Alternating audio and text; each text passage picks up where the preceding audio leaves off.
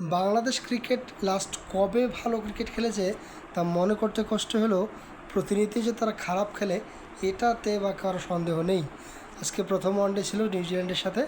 প্রথম ওয়ানডেতে নিউজিল্যান্ড দল প্রথমে ব্যাট করতে নেমে নির্ধারিত 50 ওভারে 8 উইকেট হারিয়ে 247 রান সংগ্রহ করে 248 রানের টার্গেটে ব্যাট করতে নামে বাংলাদেশ। আর সেটা নিয়েই কথা বলবো। বাংলাদেশ ক্রিকেটের যে অধপতন তা বরাবরই নিম্নমুখী। বাংলাদেশ ক্রিকেটের বোর্ড প্রধান তামিম ইকবাল গত দিনে চমক দিয়েছিলেন যে সাবেক অধিনায়ক কার্ড দিয়েছিলেন এবং যেটাতে অনেক ফ্যাসিলিটি সেই সাবেক অধিনায়করা পাচ্ছে। বর্তমান যে ক্রিকেটাররা এটা অনেক ক্রিকেটারগুলো আছে এটা সবাই জানে যে তামিম ইকবালের খুব কাছের ক্রিকেটার। এইসব ক্রিকেটার আবার দলীয় জায়গা করে নিয়েছে এবং তারা নিউজিল্যান্ডের একটা দ্বিতীয় সারির দল। নিউজিল্যান্ডের আসলে এটা কত সারির দল সেটা আমি বলবো না, কারণ আপনারা যারা নিউজিল্যান্ড ক্রিকেটকে ফলো করেন, আপনারা যারা ক্রিকেট সম্পর্কে খুঁটিনাটি জানেন তারা অবশ্যই জানেন এই দলটা কতটা অনভিজ্ঞ। এই দলটার আসলে ক্যাপাবিলিটি আছে কি না এশিয়ান দেশগুলোর সাথে লড়াই করার মতো আমি জানি না। তবে বাংলাদেশ ক্রিকেট বোর্ড বরাবরই চমক দেয়। বাংলাদেশ ক্রিকেট এভাবেই চলে আসছে। বাংলাদেশ ক্রিকেট কবে নাগাদ ভালো খেলবে, ভালো হবে তা বলা বাহুল্য। বাংলাদেশ ক্রিকেটের এই অধপতন হরহামেশাই শেষ হয়ে যাবে না, এটা নিশ্চিত। 2027 ওয়ানডে বিশ্বকাপ দক্ষিণ আফ্রিকা জিম্বাবুয়েতে হতে যাচ্ছে এবং নামিবিয়াতে হতে যাচ্ছে। এই বিশ্বকাপকে কেন্দ্র করে যে প্রচেষ্টা চলছিল বাংলাদেশ ক্রিকেট বোর্ডের ক্রিকেটারদের যে প্রস্তুতি ছিল তারই একটা অংশ ছিল এই নিউজিল্যান্ড সিরিজ, যেখানে সবাই এক্সপেক্ট করছিল যে এটা ভালো কোনো একটা সিরিজ হবে, যেখানে বাংলাদেশ ডমিনেটিং পারফরমেন্স করবে। কারণ নিউজিল্যান্ডের এই দল তুলনামূলক অনেক অনভিজ্ঞ, তুলনামূলক এই দলকে হারানো সহজ হবে বলেই সবাই ধারণা করে আসছিল।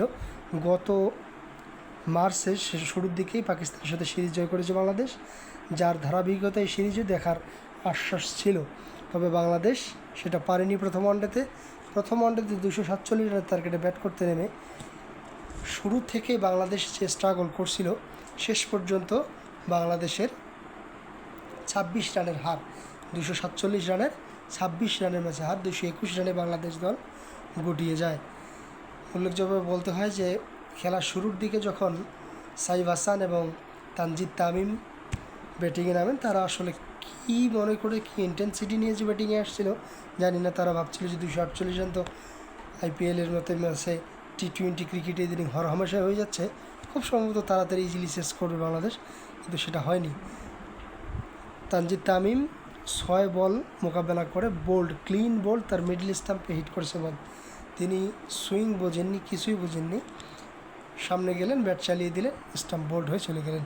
এরপর তারই আর এক সতীর্থ ওপেনার সাইফ হাসান, তিনি তো একদম ইজিলি স্লিপে দাঁড়ানো ফিল্ডারকে একটি ক্যাচ তুলে দেন, যে ক্যাচটা স্লিপে দাঁড়ানো ফিল্ডারের কী যেন মনে হলো, তিনি ফেলে দিলেন ক্যাচটি এবং সাইফ হাসান 50 করেছে যদিও।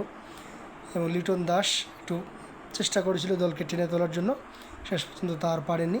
তৌহিদ হৃদয় এবং আফি হোসেন মজাদার একটি জুটি করে, যে জুটি আমি বলবো যে এই ম্যাচ হারার পেছনে প্রধান কারণ।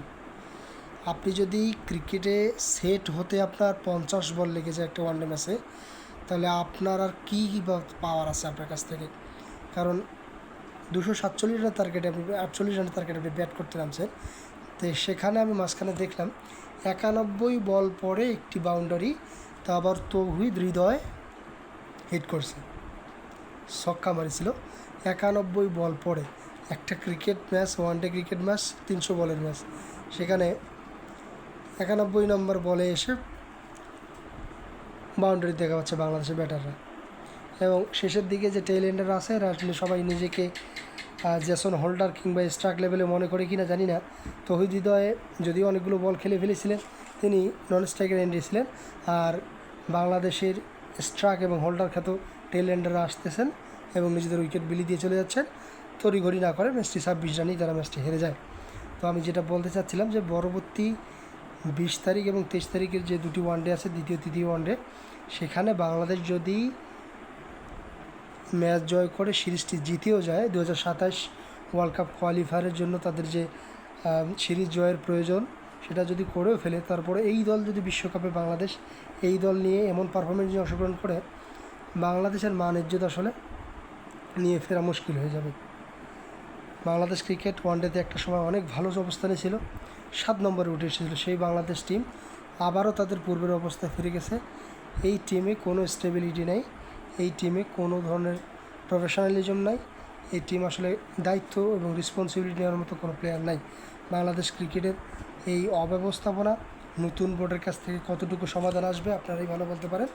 কমেন্ট বক্সে আপনাদের মতামত জানাবেন এবং Mood and Sports 365 Facebook page এবং ইউটিউব চ্যানেলটিকে সাবস্ক্রাইব করে রাখবেন। ধন্যবাদ।